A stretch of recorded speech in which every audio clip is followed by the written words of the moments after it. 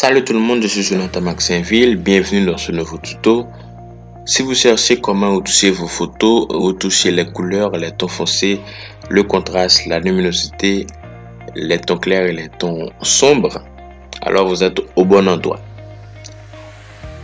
Si vous voyez que je parle le français, c'est pour avoir beaucoup plus de couverture parce que normalement les pays francophones ou nombreux des pays francophones sont créolophones aussi, alors vous pouvez comprendre le français. J'ouvre mon image, je vais vous montrer l'image d'origine, ok, et l'image finale à travers nos retouches qui va ressembler à celle-ci. Alors j'ouvre Photoshop, je fais CTRL+O pour ouvrir mon image, je cherche mon image. Alors, cette photo a été prise vers les 7h PM. C'est entre 6h et 7h de l'après-midi. Et aussi, si vous voulez photographier le matin, vous pouvez photographier entre 6h AM et 7h AM. Alors, ce sont les heures d'or, comme on a l'habitude de dire les photographes. Alors, tout d'abord, nous allons décadenasser notre image. Nous allons convertir notre calque en image dynamique. Je vais ici convertir en objet dynamique. Alors, cette option nous permet de revenir à nos réglages, de pouvoir revenir à nos réglages. Alors, je vais dans filtre caméra RAW.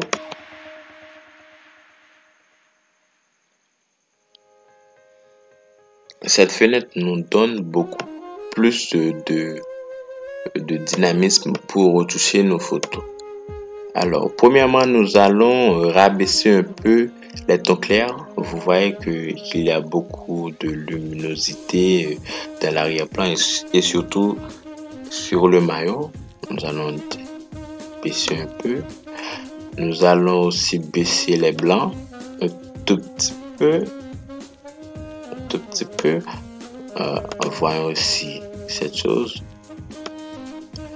Ah non. Nous allons baisser un peu. Ah non. Alors il faut tenter, avant. Certains réglages ne sont pas adaptés à telle photo. Ok. Alors nous augmentons un peu le blanc. Nous allons augmenter le contraste pour avoir plus de dynamisme, pour avoir un rendu un peu 3D. Ok.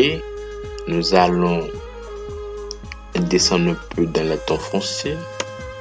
Et ensuite, nous allons dans le niveau de teinte et saturation.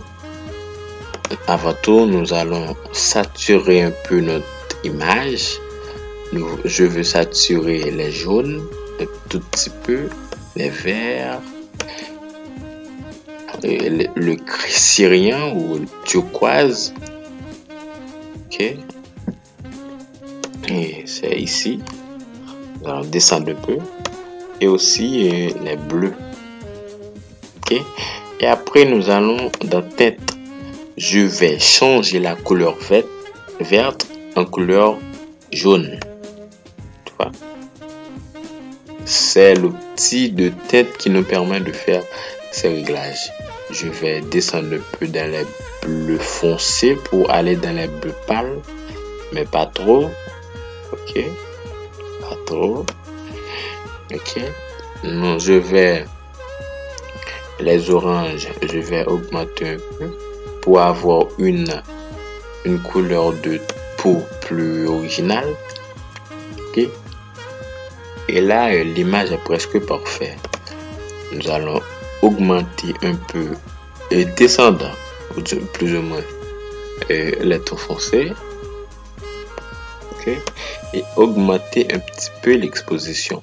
Alors, on ne peut pas pousser les réglages à fond, surtout pour une photo en JPEG. Mais si vous shootez en RAW, vous pouvez aller jusqu'à 2 stops dans les expositions, mais les images en JPEG ne sont pas très exploitables. Alors ce réglage, comme vous le voyez, caméra RAW, ce sont des réglages pour des fichiers en RAW. Alors c'est une astuce utilisée aussi pour les fichiers JPEG pour retoucher parfaitement vos photos. Avant tout, je vais saturer un peu les rouges, ces rouges là. Ok, saturer un peu, mais pas trop. Vous pouvez avoir du bruit ou bien du grain dans la figure, pas trop. Ok, augmenter les oranges. Ok, et voilà, nous avons le résultat que nous souhaitons. Fait OK.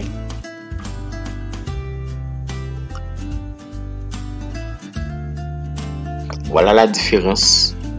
Je vais vous montrer l'image précédente et après. Voilà. Alors, voilà à quoi sert l'objet dynamique. On peut revenir dans nos réglages en double-cliquant. Ça, c'est une masse. Après, ici, je double-clique sur fil caméra RAW et on peut revenir sous nos réglages.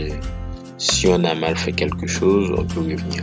Mais si on n'a pas dynamisé notre image, une fois les réglages faits, nous ne pouvons pas revenir dans nos réglages.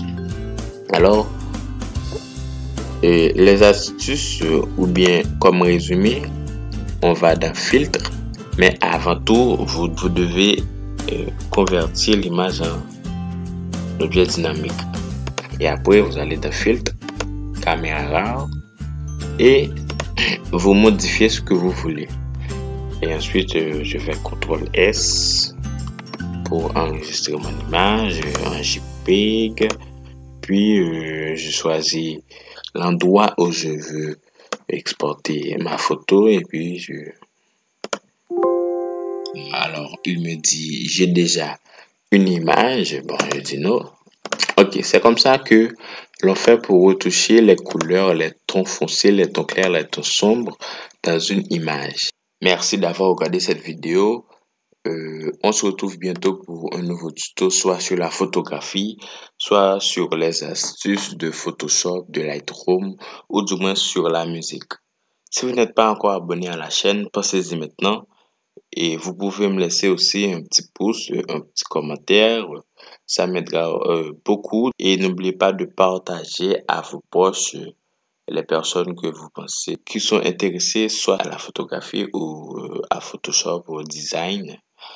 Et on se retrouve bientôt. Merci.